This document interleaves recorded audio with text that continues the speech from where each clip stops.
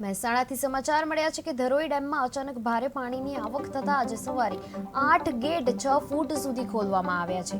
ડેમમાં અત્યાર સુધી 86,892 ક્યુસેક પાણીની આવક નોંધાતા હાલની સપાટી 618.53 ફૂટ પર સ્થિર રાખવામાં આવી છે, જ્યારે તેની ભયજનક સપાટી 622 ફૂટ છે।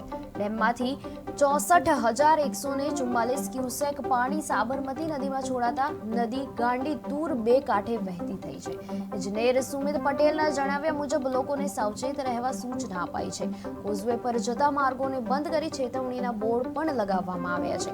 હાલ ડેમમાં 86.68% પાણીનું સ્ટોરેજ છે અને પરિસ્થિતિ ઉપર સત્તાધીશો નજર રાખી રહ્યા છે।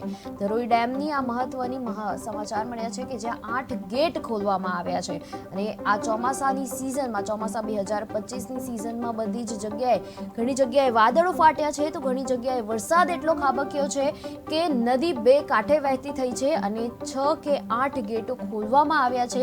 એવા પણ મહત્વના આપણને સમાચાર મળી રહ્યા છે। રોજે આપણે સમાચારમાં જોઈએ છીએ તો 10 થી 15 જગ્યાઓએ જે ડેમ છે બધા જ ઓવરફ્લો થઈ ગયા છે, એની જ સાથે એ લોકોએ ડેમના દરવાજા ખોલવા પડ્યા છે। ક્યારેક આપણે જોઈએ તો 4 દરવાજા ખોલવામાં આવે છે તો ક્યારેક 6 અને આજે આપણે સમાચારમાં જોયું કે આજે 8 દરવાજા ખોલવામાં આવ્યા છે। ત્યારે આ દરવાજા ખોલાતા જે ધરોઈ ડેમના જે 8 ગેટ ખોલવામાં આવ્યા છે એના કારણે જે સાબરમતી નદી છે એ અત્યારે ગાંડી તૂર બનીને વહેતી થઈ છે।